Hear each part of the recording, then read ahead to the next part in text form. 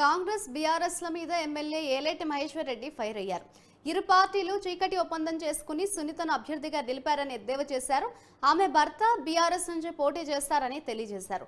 4వ రోజు విజయ సంకల్ప యాత్ర సందర్భంగా రాజేంద్రనగర్ అసెంబ్లీ పరిధిలో స్థానిక ఓ గార్డెన్స్ లో నిర్వహించిన సమావేశానికి హాజరయ్యారు. ఒక అవినీతి ప్రభుత్వాన్ని ప్రజలు భూస్థాపితం చేశారని, కానీ ప్రస్తుత సర్కారు అవినీతిని ప్రోత్సహిస్తోందని ఆయన మండిపడ్డారు.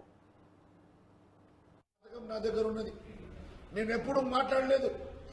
కానీ ఎప్పుడైతే కొండా విశ్వేశ్వరరెడ్డి గారి నువ్వు అన్పార్లమెంటరీ లాంగ్వేజ్ లో మాట్లాడి అవమానపరిచినవో, మా నాయకుడి జోలికి వచ్చినవో, కాబట్టి నేను నోరు తెరుస్తున్నా. నువ్వు బహిరంగ క్షమాపణ చెప్తే వదులుతా, లేకుంటే బిడ్డ నీ బండారాలు బయట పెడతా.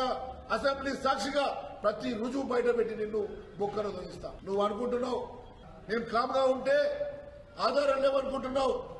ప్రతి ఆధారంతో వస్తా. నువ్వు కేటీఆర్ గారు ఎక్కడికి వస్తారో చెప్పండి, ఏ న్యూస్ ఛానల్కి వస్తారో చెప్పండి, ఎక్కడ బహిరంగ చర్చకు వస్తారో చెప్పండి. నేను ఆధారంతో వస్తా, నిరూపించడానికి సిద్ధంగా ఉంది. నీకు దమ్ము ధైర్యం ఉంటే ఇచ్చేవారి నియోజకవర్గంలో 3వ స్థానం తెచ్చుకో. 3వ స్థానం కూడా నీకు రాదు. డిపాజిట్ కోసం కొట్టాడేటువంటి పరిస్థితి. నువ్వు ఒక రియల్ ఎస్టేట్ వ్యాపారిని.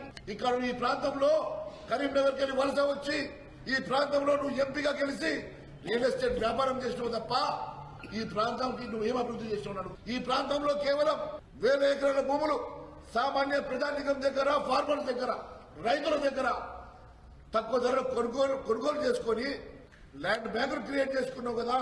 కొన్ని 1000 ఎకరాల భూమి ఈ నియోజకవర్గంలో సంపాదించుకున్నావు కదా. నీ జాతకం నా దగ్గర ఉన్నది.